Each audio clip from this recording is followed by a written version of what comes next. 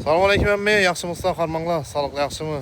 Og'alar, Urganch Pitonlikdan arzon joy kvartira qarab yurgan og'alarimiz uchun ajoyib bir kvartiramiz bor og'alar. Qaranglar, o'zlarida diski plashatkalarga ega, maktab, bog'cha yaqin, bir ko'chani o'zida shu yerda ajoyib bir kvartiramiz sotiladi. Kvartirani ko'rib chiqamiz og'alar. Birinchi etaj, o'ng taraf. Nima ajoyib bir kvartira. Qara ketgansa, ichini ko'rib chiqamiz. Kvartirani ko'rib chiqamiz og'alar. Bismillahirrahmanirrahim. Girgi yerimiz yine hol.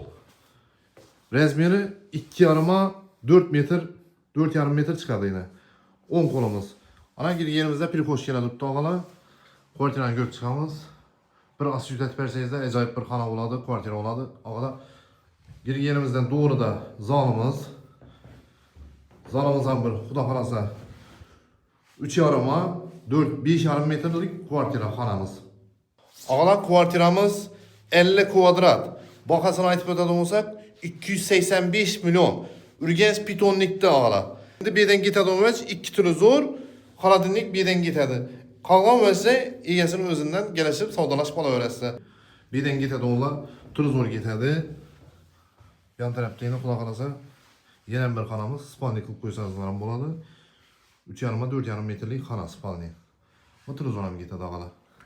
Yan tarafta yine cep konumuzda hacet kanalları, tuvaleti, özünü, sanuzyeleri, gazımızda muamma yok, gaz var, süet var, su var.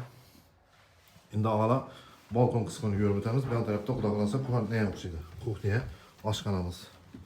Aşkanamızdan birden gitedi oğlan, kaladinlik gitedi. Kalgan verse kaladı bir de ağala. Ağala kuvartiramızı görüp çıktık. Kulaklansa bir de kvartiramızda ağalar 50 kvadrat, Urganch Pitonlikdən 50 kvadrat 2 kanalı kvartira ağalar. Eğer de şunday arzan kvartira qarab yurgan ağalarımız, aybikelerimiz bo'ladi olsa şu videonu taşap koyasızlar. Like, repost, podpiski yaddan çıkmasa ağalar. Qo'llab turasızlar, xudo xolasa kvartiralarımız ko'p.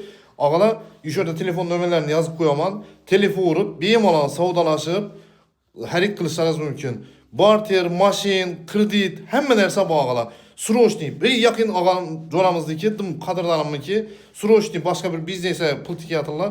Shu Srochniy satmasa qo'ymayman deb turibdilar. Qo'llab turasizlar ağalar, joy sotib ketsa, xudo xolasa ishlarimiz rivojlanib ketadi. Salomat bo'linglar, omon bo'linglar.